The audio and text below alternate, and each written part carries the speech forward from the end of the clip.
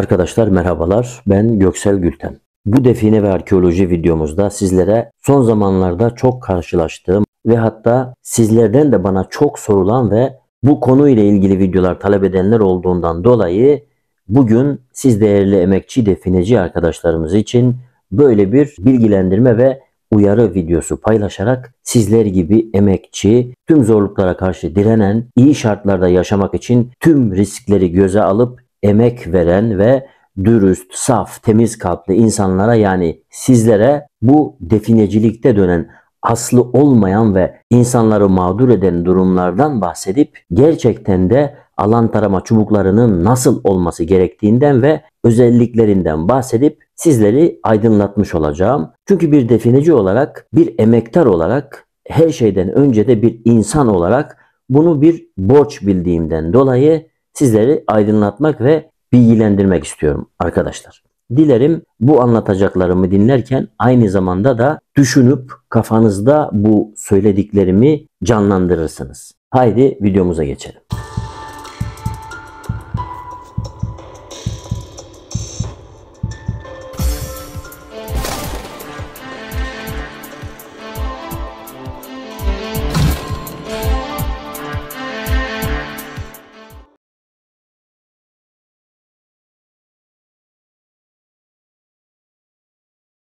Alan tarama işi bir meslektir arkadaşlar. Bakın, mesela ben bir dedektör imalatçısı değilim. Ama inanın dedektör de yaparım. En kral dedektörün içindeki yazılımı kodlarım, yaparım, kodlattırırım, kalıbını çıkarttırırım, alırım, bulurum birkaç tane işçi bana yardım edebilecek, işimi yaptırabileceğim, tıkır tıkır yaparım. Mesela 25 bin, 30 bin liraya veya daha da fazla paraya satılan dedektörler gibi değil de 20 bin liraya satarım, 15 bin liraya satarım. Rekabet de yaratırım, rekabet de yaparım icabında arkadaşlar. İsteyen istediği yerden istediğini alabilir. Ama böyle anlattığım gibi seri imalatı yapmış, işte almış, kalıbını çıkartmış, tıkır tıkır basıyor mesela arkadaşlar. İmal ediyor adam. Veya başka bir yerde firmalarda yaptırıyorlar. Bunların hepsini ben biliyorum. Kutuluyorlar arkadaşlar, paketliyorlar, sonra da bilmem ne elektronik diye, bilmem ne dedektör diye, bilmem ne alan tarama diyerek firmalardan yaptırıyorlar. Tornacılar da şurada burada yaptırıyorlar. O nedenle köklü fabrikaların, firmaların ürünlerini tercih edin arkadaşlar. Ücreti biraz diğerlerinden fazla olacaktır ama en azından aldığınız ürün fiili olarak iş yapacaktır. Yani sadece psikolojik olarak değil. Demek istediğimi anlayabiliyor musunuz? Mesela bizde vardır arkadaşlar. Bir dedektör alırız ucuza. Evet, güzel. Sonra o dedektörün peşinde dağlar tepeler dolaşırız. Belki de o kadar gömünün üzerinden geçip gideriz. Akşam da eve gider, başka gidip gezeceğimiz yerlerin planlarını yaparız. Ama hiç demiyoruz ki ya bu dedektör işte şu kadar çekiyordu da neden hiçbir şeye denk gelmedim? Arkadaşlar, bir şeye alnınızın terini, emeğinizin karşılığını, paranızı veriyorsanız aldığınız malzeme adı dedektör olsun değil de hani sizin istediğiniz işi yapacak, size para kazandıracak bir şey olsun ki verdiğiniz parayı amorti edebilesiniz. Kaliteli malzeme alın. Türkiye'deki dedektörler iyi mi derseniz, mesela bana sorarsanız bilemem arkadaşlar. Kimseyi kötülemiş gibi olmak istemiyorum ama ben alacak olsam kesinlikle ve kesinlikle yabancı, tanınmış ve köklü markaların ürünlerini tercih ederim mesela. Şahsi fikrimdir bu. Bu benim şahsi fikrim, şahsi düşüncem. Çünkü ben verdiğim paranın karşılığını almak için işimi sağlama almak isterim. Bir sonuç almak isterim. İsteyen istediği yerden istediği şeyi alabilir ama öyle gidip de kafanıza göre araştırmadan,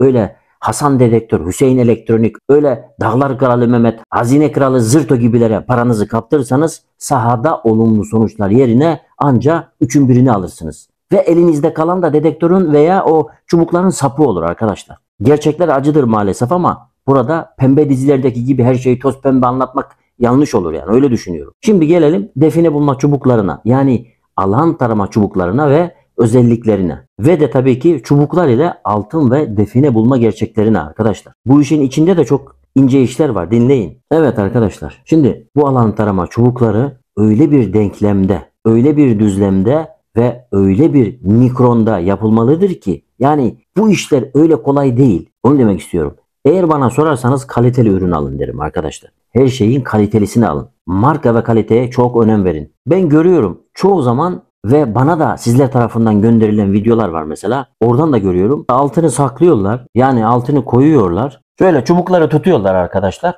Altını kendi koymuş. Çubukları da tutuyor. İşte yön veriyor. Evet, burada altın var diyorlar mesela. Bak, çubuklar altına gidiyor diyorlar. Hatta daha da işi abartıyorlar. Bazen de ben görüyorum. Bir yere işte kaya koyuyorlar. Bir tane mineralli kayaymış güya. Bir yere işte bilmem su koyuyorlar.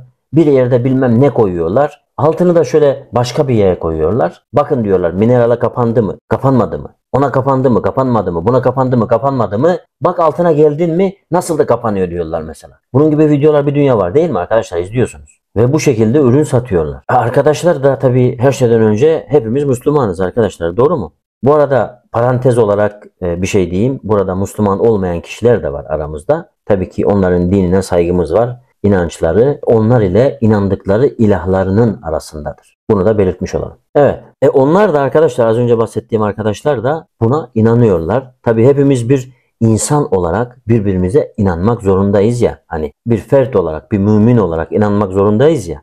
Sonra ne yapıyor bu defineci arkadaşlar? Bu güya define çubuğunu alıyor. Çeyrek altını sakla diyor mesela çocuğuna veya bir tanıdığına veya arkadaşına ve buluyor. Çünkü sakladığı yeri kendisi görüyor değil mi? Böylece de kendini avutuyor, işte idare ediyor. Fakat iş araziye gelince öyle olmuyor arkadaşlar. Bakın, ben size gerçekleri anlatıyorum. İster inanın, isterseniz de o sahtekarlara inanmaya devam edin ki onlar sizi sağmaya devam etsinler. Altın saklayarak asla altın bulamazsınız. Yani bakın, yıllarca toprak altında kalmış olan değerli madde arıyoruz biz. Doğru mu?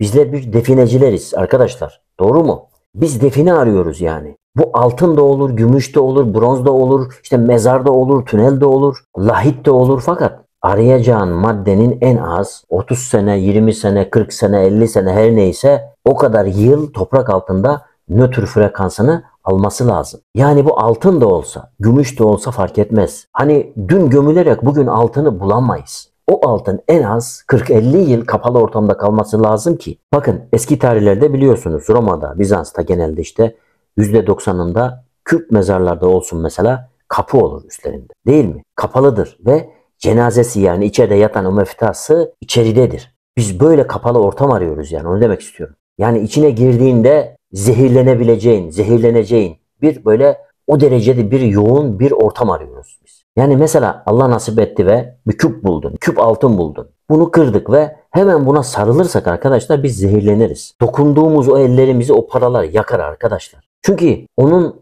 ilk etapta vermiş olduğu o oksidan bizi zehirler, yani onu demek istiyorum. Ve bu şekilde benim bildiklerim de var. Mesela adam buluyor gömüyü, arabasına koyuyor. Tabii havada soğuksa, kışsa bir de, veya kış olmasa da zaten kapıyı kapatıyor, camları falan da kapatıyor. Camlarını kapattığı için giderken yarı yolda bayılıyor. Yani arabanın içinde o gömüden çıkan gaz onu zehirliyor aslında arkadaşlar. Kısacası diyeceğim şudur ki, böyle bir yerlere altın koyarak, güncel olarak yani yeni altın koyarak, oraya buraya altın atarak, işte bak altını atıyorum bahçeye gördünüz değil mi diyerek başlayıp sonra da işte bak çubukları aldım elime, işte bak üzerine gittim, bak nasıl kapandı gördünüz mü diyerek satan kişilere itibar etmeyiniz. Bu videomda yine gerçekten çok büyük ses getirecek bu işi yapanlar arasında. Arkadaşlar, eğer benim bu konuştuklarıma itiraz olan var ise desin ki kardeşim sakla altını, ben bulacağım desin. Ben de şöyle bir dönüm kadar araziye saklayacağım arkadaşlar altını. Ve o sakladığım altını da o bulacak. Ve bulunca da alsın gitsin arkadaşlar, benden helali hoş olsun. Buradan da sizlerin karşısında da söz veriyorum. Aynısını da yapacağım.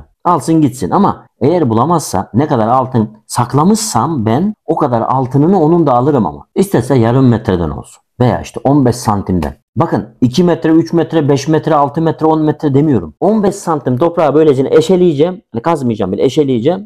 Gömeceğim. En kral çubuklarını, elindeki o süper çubuklarını, nükleer çubuklarını, içinde yok olan çubuklarını, ne var ne yok doldurmuş hidrojen atom bombası şeklinde o çubukları var ya, kilometrelerce öteden hemen tık tık tık buluyor böyle. İçinde var ya şey var, yani ne demişler ona, sihir var, büyü koymuş. Atomu bölmüş, parçacıklarını koymuş, molekülleri koymuş, o çubuk olmuş füze mübarek. Tamam, o çubuklarını alacak, gelecek. Ama arkadaşlar şunu da belirteyim, dedektör hariç tabii, bunu da belirteyim. Dedektör alıp da gelmeyecek, ben bunu da bulsun dediğim zaman dıt dıt ötenler yok mu dijital? Onlar değil, çubuklardan bahsediyorum. Çubuklarını getirsin. Sakladığım altını bulsun ve alsın gitsin arkadaşlar. Yani demek istediğim şey, her şey gördüğünüz gibi bazı videolarda böyle sizlere izlettirdikleri gibi basit değil arkadaşlar. Onu demek istiyorum. İnsanlar kandırılıyor. Arkadaşlarımız kandırılıyor. Bizler kandırılıyoruz. Bakın, bu şekilde yapanlara asla itibar etmeyin. Çünkü biz oksidan arıyoruz. Yani nem arıyoruz arkadaşlar. Yıllarca saklı kalan altının vermiş olduğu enerjiyi arıyoruz. Bu da radyestezi sanatıdır. Bunu bilenlerimiz vardır mutlaka. Yani aranılan malzemeler biraz böyle sanki ekşiyecek gibi, kokacak gibi, oksitlenecek gibi, çürüyecekler, kimyasal değişikliğe uğrayacaklar. Yani anlatabildim mi? Evet arkadaşlar, alan tarama çubuklarından bahsetmeye devam ediyoruz. Çubukçuluk bir sanattır ve çubuklar da böyle bir sanat eseri olmalıdır ki sizlerin elinde bir sonuç verebilsinler. Yani içindeki malzemeleri, alınan malzemeleri, kullanılan malzemeleri, ustalık, santimi, boyu, ölçüsü, simetrikliği her şeydir arkadaşlar. Şimdi sizlere asıl işin püf noktasından bahsedeceğim arkadaşlar. Bu çubukların asıl sırrı metalin alfa pirincinden olmasıdır aslında. Alfa pirinci aslında pirincin kralı olarak da adlandırılır. %35'ten az çinko içerir arkadaşlar. Eriyebilme özelliğine sahiptir. Soğuk işlenebilir ve dövülebilir. Sadece bir faz içerir. Yani nasıl söyleyeyim size? Yüzey merkezli kübik kristal yapıdır yani bu. Alfa ve beta pirinci ise, yani alfa beta pirinci ise iki fazlı pirinç olarak da adlandırılır. O %35-45 gibi böyle bir çinko ihtiva eder ve sıcak işlemeye de uygundur aynı zamanda. Şimdi bunun daha detaylarına geleceğiz birazdan. Alfa pirinci tornada işlenmez arkadaşlar, diğerlerinin yaptıkları gibi. Alfa pirincine mesela tornada böyle diş açamazsınız. Ona özel CNC'ler var ve bunlara milim milim böyle çok ince bir şekilde işleme yaparlar. Öyle yapılır. Çünkü yumuşak olduğu için dağılırlar. 24 ayar altın gibidirler, yani öyle söyleyeyim size. Çok yumuşaktırlar arkadaşlar.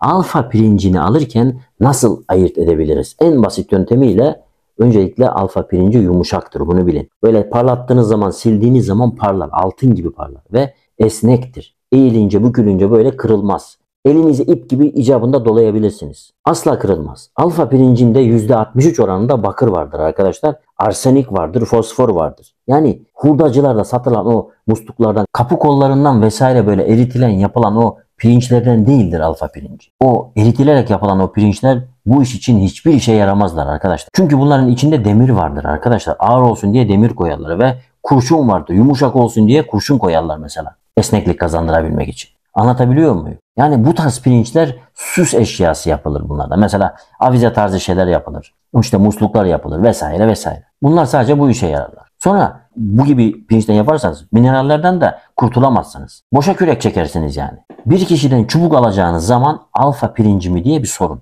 Tabii ki o da evet diyecektir. Yani sanayiden aldığım sanayi pirincidir diyecek hali yok herhalde. O zaman da sen de ki tamam, madem öyle ben bunu alacağım, satın alacağım. Senin yanında bunu bükeceğim, kıvıracağım. Eğer ki kırılırsa o verdiğim para kadar da sen bana geri vereceksin. Hatta verecek misin de. Öyle bir sor. Eğer tamam derse dene. Kıvırıp bük. Orada bir işlem yap. Kıvırıp bükülünce asla kırılmazlar çünkü alfa pirinçler. Ama diğer o güya alfa pirinçleri diye böyle satılan pirinçler kıvırıp geri açarken böyle kıvırıyorsun ya. Geri açtığın zaman tık diye kırılırlar arkadaşlar. Anlatabiliyor muyum? Birincide kırılmasa bile ikincide kesin kırılacak yani. Para veriyorsanız dolandırılmayın. Kandırılan, kullanılan, sağılan o sürüden olmayın arkadaşlar. Her zaman bilinçli, güçlü, akıllı, istediğini böyle istediği zaman alan, kimsenin karşı duramayacağı bir alfa olmanız dileklerimle. Bir dahaki Define ve Arkeoloji videolarımızda görüşmek dileklerimle diyorum arkadaşlar şimdiden. Hoşça kalın diyorum. Sizleri seviyorum. İyi ki varsınız. Şansınız açık olsun.